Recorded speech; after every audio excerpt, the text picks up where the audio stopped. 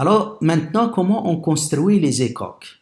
Alors, il y a une procédure, comment je peux, donc pour un système quantique dont je veux donc avoir de l'information, comment je vais construire cette base adaptée ou bien cette base de vecteurs propres communs. D'abord, donc, si vous avez une observable A avec toutes ses valeurs propres sont non dégénérées. Donc, si les valeurs propres, toutes les valeurs propres de cet observable sont dégénérées, c'est-à-dire à chaque valeur propre, il y a un seul vecteur propre, un facteur de près, dans ce cas-là, l'observable elle seule, elle forme un écoque. Donc, c'est un écoque parce que à chaque valeur propre, vous avez un vecteur propre unique. Si maintenant, vous avez deux observables, compatibles bien sûr, je parle d'observables compatibles. Pour voir s'ils forment ou non un écoque, on va procéder de la façon suivante.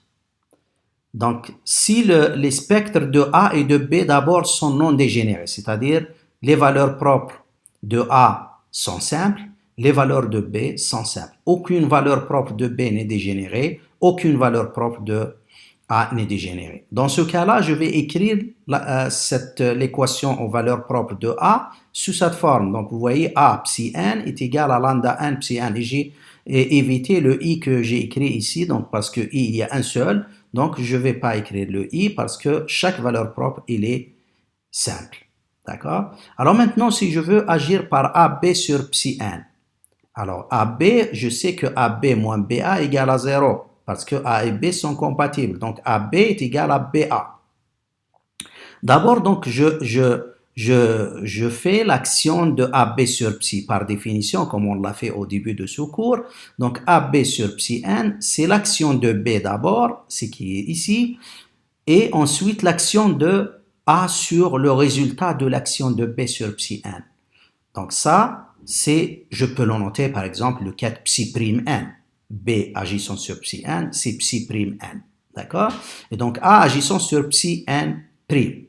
Alors, puisque AB est égal à BA, je peux changer donc la position de A et de B. Et donc, j'écris B agissant sur le A agissant sur psi n. Or, A agissant sur psi n, je sais que c'est égal à lambda n psi n. Et lambda n psi n, parce que B c'est un opérateur linéaire, je peux le faire sortir à l'extérieur et j'aurai lambda n B psi n. Donc, comparons ce que j'ai mis ici entre ces crochets-là. Donc, le B psi n, vous voyez, il est là, il est là. Donc, c'est un certain psi prime n. D'accord? Donc, ça veut dire quoi? Ça veut dire que ce vecteur B agissant sur psi n est aussi vecteur propre de A avec la valeur propre lambda n. Donc, B psi n est aussi quête propre de A associée à la même valeur propre lambda n. Et donc, puisque lambda n est une valeur propre simple, donc il y a un seul vecteur propre. Donc ce vecteur psi prime n, qui est l'action de B sur psi n, il est proportionnel à psi n. Il ne peut pas être autre chose parce que les valeurs propres lambda n sont non dégénérées. Et donc psi n est déterminé, or psi n est déterminé de façon unique, donc on doit avoir B psi n est égal à certain gamma n fois psi n. Et donc on retombe sur une équation aux valeurs propres de l'observable B. Ça veut dire que psi n est aussi vecteur propre de B avec une valeur propre gamma n qui peut être différente de lambda n. Donc parce que les valeurs propres de B et de A sont toutes des valeurs propres simples non dégénérées. Donc, psi n est aussi quête propre de B associée à la valeur propre gamma n.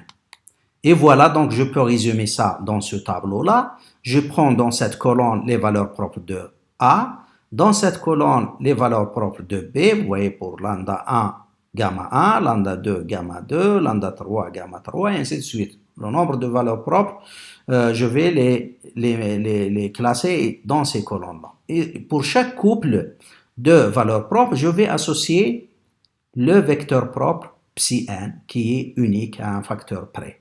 Donc vous voyez ici, donc ce psi n, si vous vous rappelez au début de la définition des quêtes, j'ai dit que ce psi, ce symbole grec ici que je mets entre ce crochet et cette barre verticale, il peut avoir une signification selon le système quantique qu'on est en train d'étudier. Alors là, je vais le remplacer directement par ces valeurs propres, lambda n et gamma n. Et je vais l'écrire lambda n, gamma n. Donc quand je regarde ce vecteur comme ça, j'ai deux observables, je sais que ce vecteur est un vecteur propre de A associé à la valeur propre lambda n et un vecteur propre de B en même temps, simultanément, associé à la valeur propre gamma n.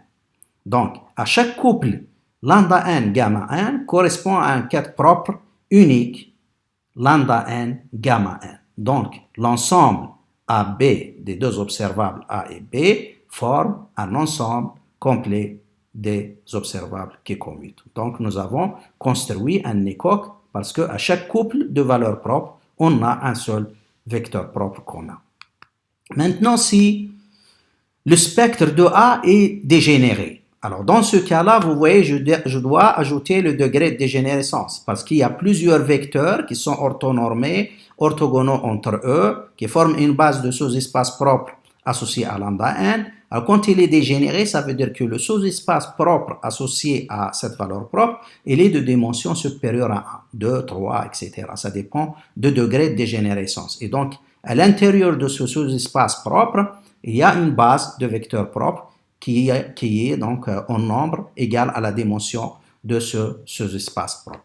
Donc ici, il y a le i de degré de dégénérescence. Maintenant, je fais la même chose comme je l'ai fait dans le cas où les lambda 1 étaient simples. Donc, je fais le même raisonnement. AB agissant sur psi n, je sais qu'il faut agir par B, ensuite par A. Donc, c'est ce que j'ai fait ici. Et je sais que AB est égal à BA parce que les deux observables sont compatibles.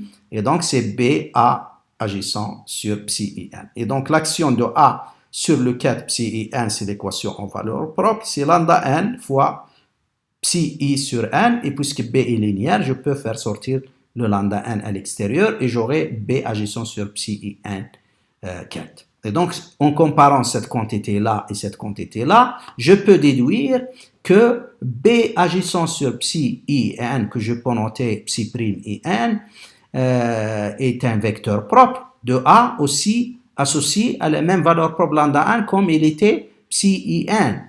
Mais cette fois-ci, il ne faut pas oublier que lambda n est dégénéré. Donc, le vecteur propre associé les vecteurs propres, on n'a pas un seul vecteur propre associé à la valeur lambda n, mais il y a plusieurs vecteurs propres associés à lambda n.